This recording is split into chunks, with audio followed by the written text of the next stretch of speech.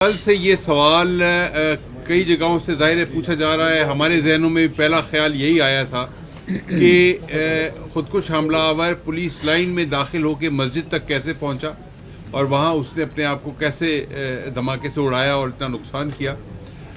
जो कल से हमारी अब तक तहकीकात हुई हैं, उस तहकीकात के नतीजे में कुछ चीज़ें जो पहले भी सामने थी हमारे, आप लोग भी खुद सारे तमाम मीडिया के दोस्त यहाँ आते रहे हैं कि ये पुलिस लाइन 500-600 लोगों के लिए और एक एसपी के लिए बनी थी। आज 6 DIGs हैं, 6 मुख्तलिफ यूनिट्स यहाँ मौजूद हैं, फैमिली क्वार्टर्स हैं और कोई सेंट्रल कमांड इस पुलिस लाइन की चूँकि नहीं थी, इस वजह से जो तलाशी का मैकेनिज़्म था वो गेट की हद तक महदूद था। कैंटीन्स यहाँ मौजूद हैं, कुछ तमीराती काम भी चल रहा था और किसी भी तरीके से कुछ अरसे के दौरान थोड़ा थोड़ा करके मटेरियल यहाँ पे लाया गया और लाने के बाद फिर खुदकुश बम्बार जो है वो मेहमानों के रूप में, और चूँकि CCPO का दफ्तर, SSP ऑपरेशन का दफ्तर मौजूद है, तमाम साइलिन, दरख्वास्त गुजार, अपने अपने शिकायत करने वाले, किसी की FIR नहीं हुई, किसी का कोई और मसला है, चोरी हो गया, वो तमाम लोग यहाँ पे आते थे। जनरल पब्लिक का आना जाना बहुत था, तो उसकी भेस में ये दाखिल हुआ। लेकिन उस वक्त ये इसने अपने आप को खुदकुश जैकेट से मुसल्ला नहीं किया था। बाद में जो भी प्रोसीजर था अडॉप्ट करके एंड फाइनली वो पहुंचा है मस्जिद के अंदर और वहाँ जाके अपने आप को धमाकेखेज़ मवाद के साथ उड़ा लिया। इस हवाले से सिक्योरिटी लैब्स की भी तहकीकात की जा रही है। इंक्वायरी कमेटी मैंने CCPO पेशावर की सरबराही में अलग से बनाई है जो कि इसकी तहकीकात करेगी कि ये अगर तलाशी का अमल एक जगह से ज़्यादा 2, 3, 4 जगह पे होना चाहिए था तो क्यों इस तरह से मुमकिन हुआ कि एक आदमी जो कि बाद में अपने आप को उड़ा लेता है वो दाखिल हुआ, नंबर 1। नंबर 2, इसकी GIT का वज़ीर आला खैबर पख्तूनख्वा ने ऐलान भी कर दिया है और एक GIT जो है उसकी तश्कील दी जा रही है जो कि इंटर एजेंसी GIT होगी, जिसमें पुलिस के नुमाइंदे, हमारे हसास इदारों के नुमाइंदे और दीगर तहकीकाती इदारे जो हैं उनके नुमाइंदे भी शामिल होंगे। और इस multi agency joint investigation team को लीड करेंगे हमारे एक सीनियर DIG और जो कि पेशावर पुलिस के हिस्सा नहीं होंगे, और इंशाल्लाह तहकीकात करके हम इस बात को बिल्कुल क्लियर करेंगे कि ये जो खुदकुश हमलावर था इसके सहूलतकार कौन थे, फैसिलिटेटर्स कौन थे, कहाँ से ये आया, किस तरीके से बारूदी मवाद अंदर तक पहुँचा सका, और इंशाल्लाह जो भी इसके किरदार हैं तमाम को कानून के दायरे में लाया जाएगा। जहाँ तक रेस्क्यू ऑपरेशन की आपने बात की, वज़ीर आला खैबर पख्तूनख्वा आज़म खान साहब ने अभी साइट का दौरा किया और इन्होंने देख के इनको ब्रीफिंग तफसीली हमने दी और रेस्क्यू ऑपरेशन का वज़ीर आला साहब ने ख़ुद ऐलान किया कि रेस्क्यू ऑपरेशन अल्हम्दुलिल्लाह कंप्लीट हो गया है। जो ज़ख्मी थे उनको हस्पतालों में रेफ़र कर दिया, जो शहीद थे उनकी नमाज जनाजा कल और आज अदायगी हो गई है, और उसके अलावा बाकी जो कंपनसेशन का ऐलान है मैं वज़ीर आला साहब से दरख्वास्त करूँगा कि वो खुद उस कंपनसेशन का ऐलान आपके सामने करें। ये बताएं मुमकिन तौर पर कितना बारूदी मवाद था कि इतना बड़ा नुकसान हुआ है? देखिए, बारूदी मवाद जो है हमारा अंदाज़ा ये है कि 10 से 12 किलो हो सकता है। इसमें जो ज़्यादा नुकसान बारूदी मवाद से नहीं हुआ, धमाके की शॉक वेव्स की वजह से छत नीचे गिरी है पूरी और लोग मलबे तले दब गए हैं। 3 इसकी जो कंक्रीट की बीम्स थी उन बीम्स के नीचे लोग आए हैं और पूरी छत नीचे आ गई, फर्श का लेवल, छत का लेवल एक हो गया। ज़्यादा जानी नुकसान जो है हमारा उसकी वजह से। अच्छा जी सर, ये फरमाइएगा कि उम्मूमन हम देखते हैं कि इस तरह वाक़ियात डेली बेसिस पर होते जा रहे हैं, तो यहाँ पर एक साबिक़ा तंजीम जो इस वक्त आज सुबह इस हवाले से हमारी बात हुई। पहले TTP ने ऐलान किया कि वो ज़िम्मेदार हैं, फिर TTP की तरफ से रात को तरदीद आ गई कि हम ज़िम्मेदार नहीं हैं, लेकिन हम अभी इसको देख रहे हैं। हमारा अंदाज़ा ये है कि जमातुल अहरार के कुछ लोग इसमें मुलव्वस हो सकते हैं। जमातुल अहरार का बहुत हद तक TTP के साथ ताल्लुक़ रहा है, लेकिन अब कुछ अरसे से उमर खालिद खुरासानी की मौत के बाद उनकी आपस में स्प्लिट हो गया है, ساتھ ہی ISKP کے ایک ماؤتھ پیس ہے جس کو آماق نیوز کہتے ہیں، آپ سب جانتے ہیں اس کو.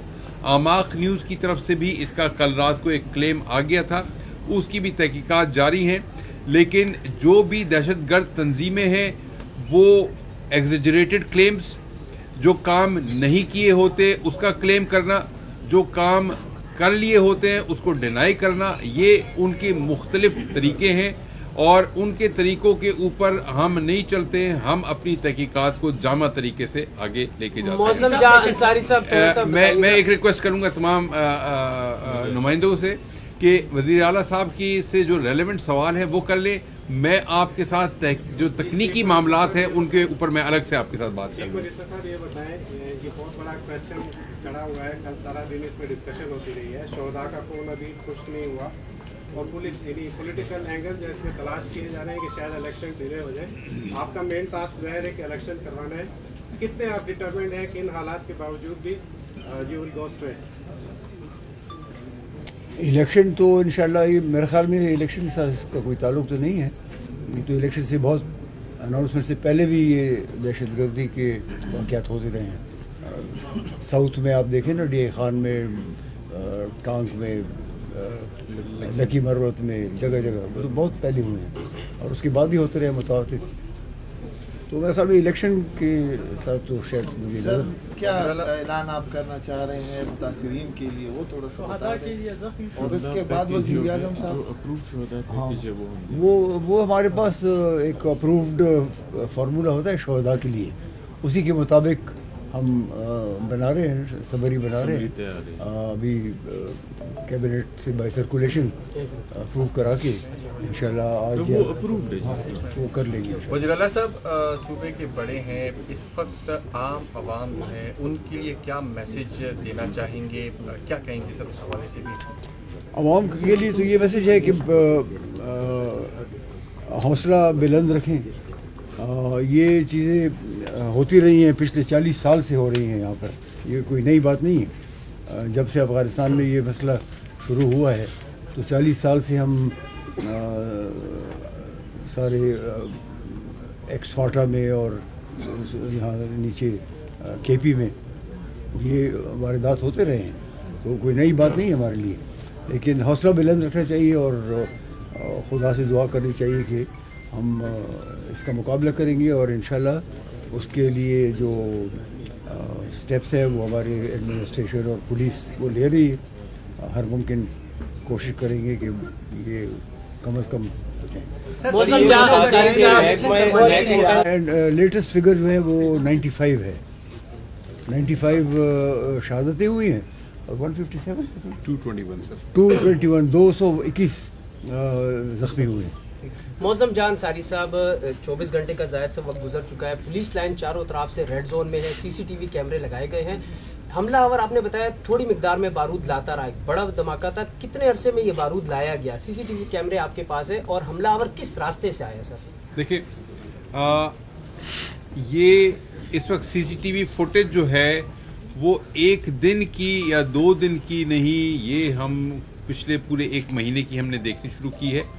اور اس کے اندر سسپیشس ایلیمنٹس، سپورٹرز، فیسیلیٹیٹرز ہیں، ان کو بھی ہم آئیڈینٹیفائی کر رہے ہیں. ہمارے پاس روزانہ پولیس لائن میں 1500 سے 2000 لوگوں کی آمد و رفت ہوتی تھی، جس میں پولیس والے بھی شامل تھے، ان کی فیملیز بھی شامل تھیں، مہمان بھی آتے جاتے تھے، سائل درخواست گزار بھی آتے تھے. میڈیا کے دوست آپ سارے کے سارے یہاں پہ آپ لوگوں کا آنا جانا ہے، آپ بھی جانتے ہیں. تو یہ تحقیقات جو ہے، آپ اگر یہ ایکسپیکٹ کر رہے ہیں کہ 24 گھنٹے کے اندر شاید کنکلوڈ ہو جائیں گی، تو یہ ایک بہت بڑی تحقیقات ہے اور اس کا ابھی گراؤنڈ ورک ہو رہا ہے، گراؤنڈ ورک اس کا چل رہا ہے. JIT کو بھی نوٹیفائی کر دیا ہے اور انشاءاللہ اس کا جلد از جلد نتیجہ ہم برآمد کریں گے اور انشاءاللہ جو بھی لوگ ہیں متاثرین ہیں ان کو ہم سپورٹ کریں گے اور جو ذمہ دار ہیں ان کو کیفر کردار تک پہنچائیں گے۔ آئی جی صاحب یہ دہشت گرد کے کوئی اعضاء وغیرہ ملے جس کو فورینسک کے لیے بھیجا گیا، جی کوئی غیر ملکی تھا؟ اور سر کتنا بارودی مواد اس میں استعمال؟ میں نے بتایا 10 سے 12 کلو۔ جی نہیں، غیر ملکی کا بھی ہم کہہ نہیں سکتے ہیں، اس کے چہرہ جو ہے وہ آپ نے بھی دیکھا ہے، اس کے جو ہیڈ ہے سیورڈ ہیڈ ہے وہ بھی آپ لوگوں نے دیکھا ہے، تو اس کے جو ڈی این اے کی ٹیسٹنگ کے لیے اسپیسیمن لے لیے گئے ہیں اور انشاءاللہ کمپیریزنز کے لیے بھی بھجوائے جا رہے ہیں۔ جی صاحب یہ بتائیے گا، جس طرح آپ نے کہا کہ یہاں پہ کوئی سینٹرلائز سسٹم نہیں تھا، جی کے پی کے اندر حالات انتہائی خراب تھے، بار بار پھر الرٹ جاری ہوتی رہی، اس کے باوجود یہ سسٹم اور پولیس لائن میں اس طرح کا تھا،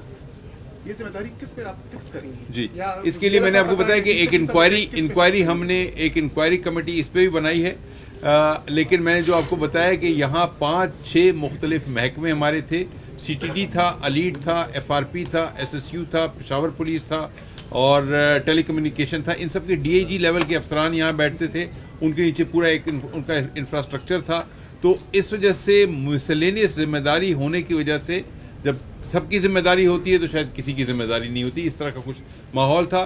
گیٹ کے اوپر چیکنگ کا بالکل معاملہ موجود تھا، آپ لوگ خود اس چیکنگ کے پروسیس سے گزر کے آتے تھے، مگر اس میں کبھی جان پہچان کو، شناخت کو جو ہے، اور پھر ہمارے جو پختون ولی کا ایک خاصہ ہے کہ اس کے اندر ہم نے تھوڑا سا مروت بھی اور وزاداری بھی دکھانی ہوتی ہے، جس کو ہم جانتے ہیں، اس کو شاید تلاشی لینے سے گریز کیا جاتا ہے کانسٹیبل لیول پہ، تو کہیں نہ کہیں لیپس ہوا ہے۔ میں یہ نہیں کہتا ہوں کہ لیپس نہیں ہوا ہے، لیپس ہوا ہے، اس لیپس کی الگ سے انکوائری چل رہی ہے، انویسٹیگیشن الگ سے چل رہی ہے، کمپنسیشن کا معاملہ وزیر اعلیٰ صاحب نے خود اناؤنس کر دیا ہے، ریسکیو کے لیے چیف سیکرٹری صاحب نے پوری رات اس کو خود سپروائز کیا ہے، تو میں آپ کو صرف یہ بتانا چاہتا ہوں کہ تمام جو سینئر لیڈرشپ ہے صوبے کی وہ موجود ہے، بہت کام کر رہی ہے، اور انشاءاللہ اس طرح کے واقعات سے آئندہ ہم کوشش کریں گے کہ نہ ہوں، اور جو موجودہ واقعہ ہے اس کے ذمہ داروں کو کیفر کردار تک پہنچائیں۔